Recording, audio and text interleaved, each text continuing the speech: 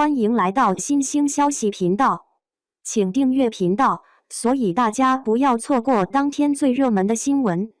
我们今天的时事通讯包括以下内容：赵丽颖成85花第一，待播剧预约量高达289万，遥遥领他们。最近，85花们重返古装仙侠剧片场，在古装仙侠剧的热潮中，掀起了新一轮引领风潮的浪潮。赵丽颖的《与凤航》、杨幂的《狐妖小红娘月红篇》以及刘诗诗的《一念关山》现已完成拍摄，而刘诗诗的《狐妖小红娘竹叶篇》和唐嫣的《念无双》正在拍摄进行中，每部剧都备受观众期待。赵丽颖以花千骨一剧的成功，彻底迅速崛起，并成为内地娱乐圈无人能及的顶尖女演员。现如今，她凭借扎实的古装剧表演，稳步攀升至了85版花旦的第一宝座。无人能够撼动的仙侠剧一姐，杨幂、刘诗诗、唐嫣三位女演员凭借经典的仙侠剧《仙剑3》脱颖而出。杨幂在仙侠剧方面的成就超过了刘诗诗和唐嫣。早年的她通过《三生三世十里桃花》为仙侠剧开辟了新的篇章，这为后来的几生几世仙侠剧的出现奠定了基础。赵丽颖、杨幂、唐嫣、刘诗诗再度涉足古装仙侠剧市场，引起了人们极大的期待。那么，他们即将播出的仙侠剧收到了多少预约量呢？哪一部是你值得追看的呢？让我们一同来探讨一下吧。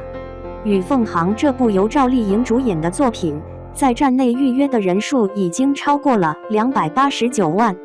与凤航》这部古装仙侠剧由赵丽颖和林更新担纲主演，它的预约量已经破了200万，达到了289万多，很显然很快就能突破300万。《与凤航》的故事内容可圈可点，赵丽颖饰演的角色形象深入人心，她扮演的女王爷武功高强，冷艳而霸气。赵丽颖在预告片中展示了她依然娴熟的打戏技巧，她挥舞手中武器与对手激烈交锋的场面非常激动人心，引人入胜。尽管有人对《与凤航》的特效表示不满，认为过于虚假，小编仍然怀着极大的期待盼望着《与凤航》的上映。剧中的赵丽颖和林更新，一个美丽，一个帅气，让人仿佛看到了《楚乔传》的影子。因此，除了特效之外，毕竟还会引起一部分粉丝无比期待。《与凤航》的热度远超过杨幂主演的《狐妖小红娘月红篇》，后者在站内仅突破了200万。《狐妖小红娘月红篇》由杨幂和龚俊主演，预约量已突破200万。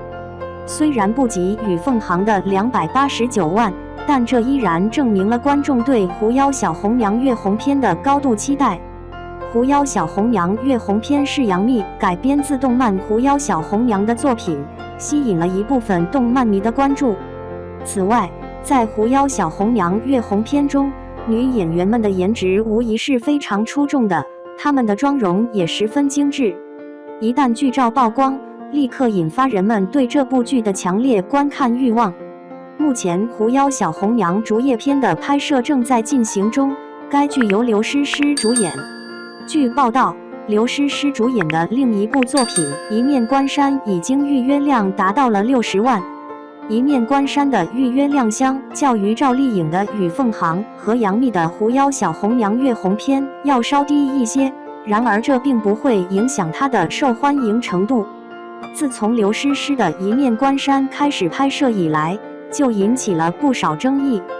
首先是因为与他合作的男主刘宇宁并不是很有名气，其次，该剧的首张全员海报中女主被模糊处理，完全看不出她是大女主角。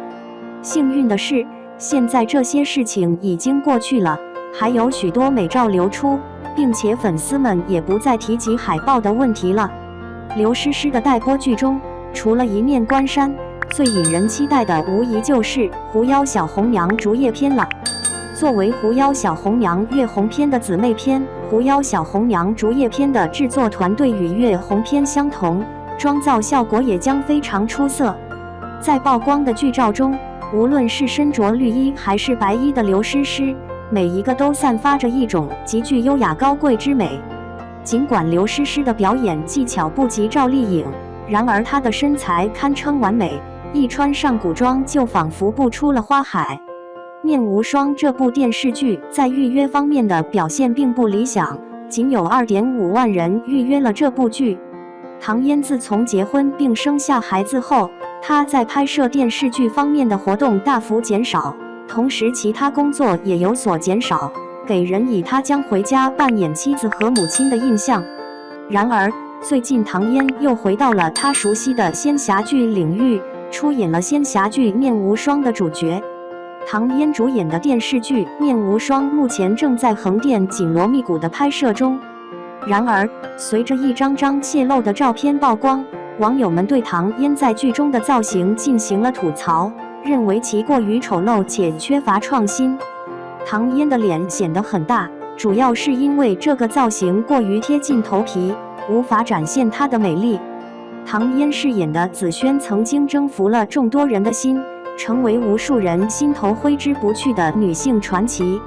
唐嫣，一个以家庭为中心的艺人，虽然在85花中稍稍落后，但她仍然保持着高度的关注度，尽管她的杰出代表作品相对较少。